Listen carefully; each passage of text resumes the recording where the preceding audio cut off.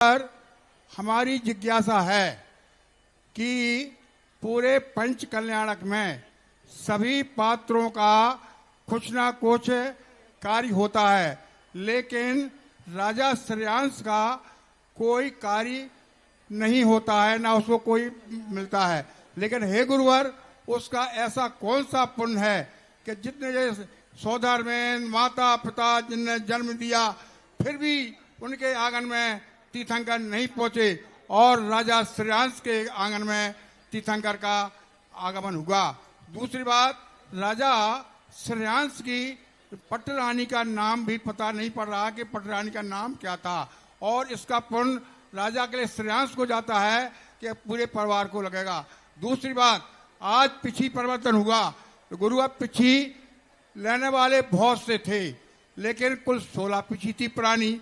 तो कुछ लोगों का कहना ये है कि अगर हम नई पिछी, अगर पिछी का ही महत्व है तो पिछी हमें नई रख ले में, तो नई पिछी और पुरानी पिछी में ऐसा कौन सा अंतर होता है जिससे पुरानी पिछी के लिए इतने लोग तरसते हैं। हे गुरुवर, दोनों बातों का समाधान करें। नमोस्तु नमोस्तु नमोस्तु। राजा श्रेयांश का महत्व नहीं होता है, ये किसने कहा? पंचकल्याणक की एक अनिवार्य क्रिया आहारचर्या है। आज तक कोई भी तीर्थंकर दीक्षा के बाद आहार किए बिना मोक्ष नहीं गए। एक भी तीर्थंकर का ऐसा नहीं मिला जिन्होंने आहारचर्या न की हो और केवल ज्ञान प्राप्त हो गया। मुनियों में तो ऐसे हुए हैं, भरत चक्रवर्ती, बाहुबली आदि, लेकिन तीर्थंकर में नहीं हुए। और तीर्थंकर का वो आहार भी एक नियोगी क्रिया है। देवता उस समय आकर पंचाश्चर्य करते। ऐसे राजा श्रेयांश का पंचकल्याणक में उतना ही महत्व है ऐसे माता मरु देवी का, पिता नाभि राय का, भरत का, बाहुबली का, यज्ञ नायक का, मांडलिक महामंडलिकों का। राजा श्रेयांश भी एक पात्र है। प्रतिष्ठा पाठों में उसका एक अलग से स्थान दिया। उसके बिना प्रतिष्ठा पूर्ण नहीं हो सकती। यदि आहारचर्या प्रतिष्ठा में भगवान की न की जाए तो वो मूर्ति प्रतिष्ठित नहीं मानी जाएगी। उसका संस्कार करना ही पड़ेगा। अब रही बात उसका पुण्य कौन सा होता है। ये पुण्य जिन्होंने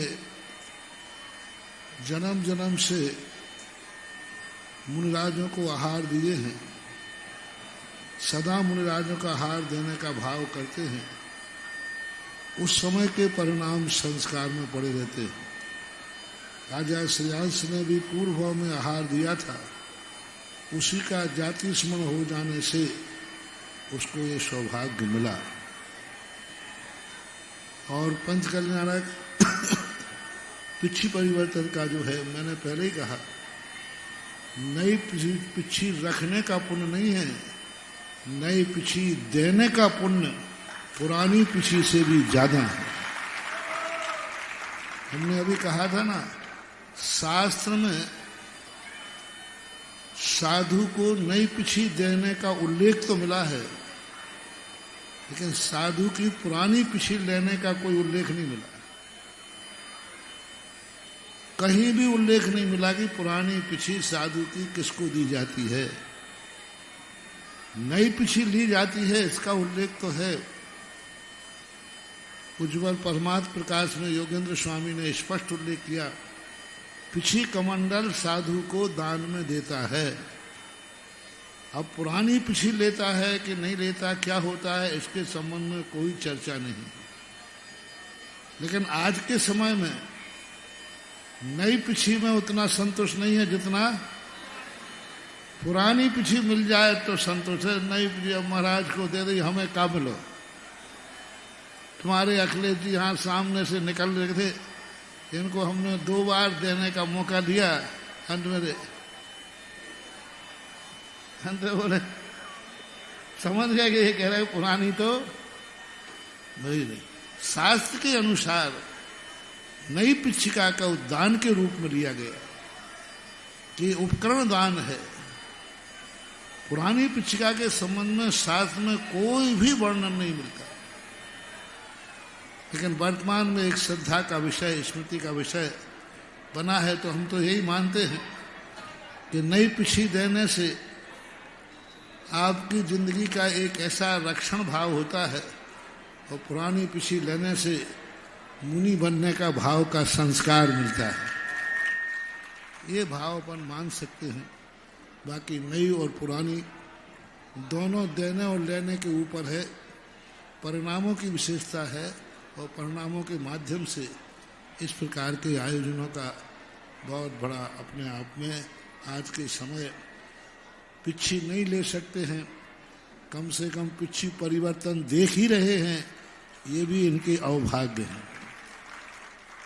लेना बहुत दूर की बात रही, लेकिन परिवर्तन देखना भी अपने एक में आज 3-4 घंटे तक कोई भी पूरे पंडाल में देख रहा था, ना कोई को प्यास लग रही थी ना कोई भूख लग रही थी, और कोई उठने का प्रयास भी नहीं कर रहा था। वो जानता कि उठे तो फिर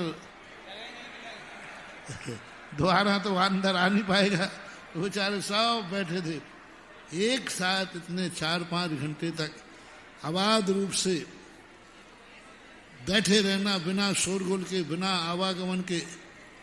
इससे सिद्ध होता है पिच्छी परिवर्तन का कार्यक्रम आपके लिए कितना रुचिपूर्ण था और कितना आकर्षण था।